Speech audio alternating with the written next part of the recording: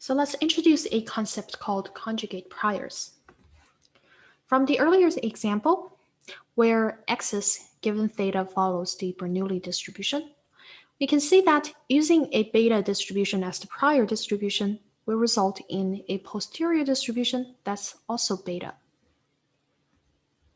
Specifically, given a prior distribution for theta, which takes the form beta with parameters a and b, the posterior distribution of theta, given the observed data x1 all the way up to xn, is going to follow the beta distribution, where the first shape parameter is given by a, same as a in the prior, plus the number of successes inside your data.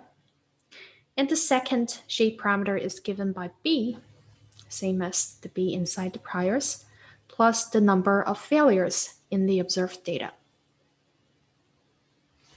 In this case, the beta distribution is called a conjugate prior for the Bernoulli likelihood function. This is just one example, and there are many famous conjugate distributions. I have included a link over here, which is for the Wikipedia page that lists a number of possible conjugate distributions. And these will come in really handy when you want to use Markov chain Monte Carlo methods to do Bayesian sampling. Conjugate distributions is quite algebraically convenient because it results in a posterior distribution from a well-known distributional family. For example, if we use the beta as the prior, then the posterior is also the beta distribution, which is something that we are familiar with. We know what is its mean and mode, and we have functions inside R that can be used to draw samples from this particular posterior distribution.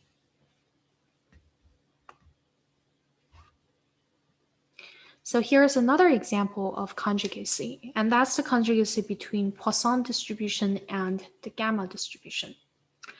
Let's suppose that our data, x1 all the way up to xn, come from a Poisson distribution with rate theta. So in this case, for each of the x's, the density is given by this PDF over here. And the x's are counts, so they take values 0, 1, 2, all the way to so all the possible natural numbers. And theta is greater than 0, but less than infinity. In this case, theta is our parameter of interest. So suppose we have gathered a data set and we're trying to estimate theta. Again, we want to specify a prior distribution for theta. If we give theta a prior distribution of gamma AB, where the PDF is given over here, then we can see that the posterior distribution is proportional to the likelihood, so the probability of the data given theta, times the prior distribution of theta, and that's equal to just plugging in this for the likelihood and this for the prior density. And then we can see that here, again, we can combine some terms. We can combine the theta to the xi's. There is sum of the n of them, and the theta to a minus 1 inside the prior.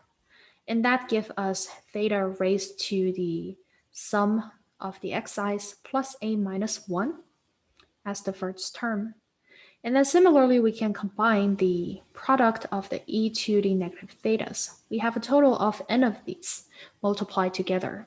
So we have e to the negative n theta inside this part.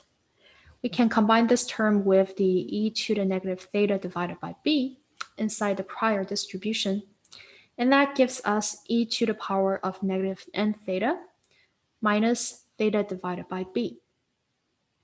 And after reorganizing these terms, we can see that the resulting posterior distribution also takes this form. In other words, the posterior distribution of theta given the observed data from the Poisson distribution is also going to be gamma distributed, where the first parameter is given by the sum of the xi's plus a, And the second term is given by n plus 1 over b raised to the -1 power. So essentially 1 over this thing inside the parentheses.